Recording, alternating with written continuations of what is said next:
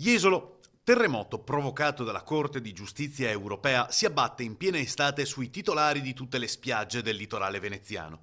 I giudici hanno infatti stabilito che le concessioni sulle spiagge italiane vanno messe a gara, annullata la proroga automatica e generalizzata fino al 31 dicembre del 2020.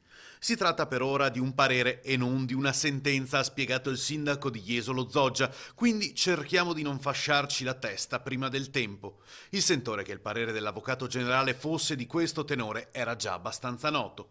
Il comune, continua il primo cittadino, fornirà comunque la massima collaborazione a regione e governo per sostenere e tutelare prima di tutto le nostre imprese e le aziende che già operano sul territorio.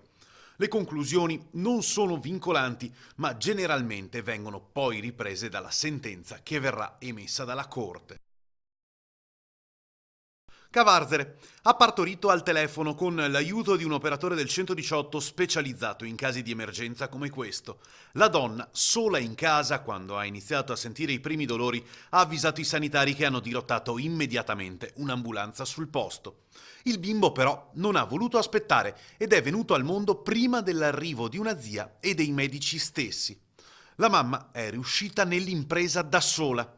La donna e il piccolo di 2,5 kg provati sono stati portati in ospedale a Chioggia per dei controlli, ma stanno bene. Marghera, continuano le truffe ai danni degli anziani.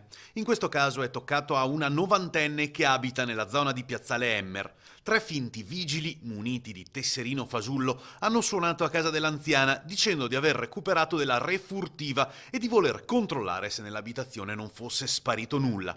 La donna, in confusione, li ha fatti entrare e mentre uno le parlava, gli altri hanno arraffato 350 euro e una collana d'oro. Poi sono fuggiti.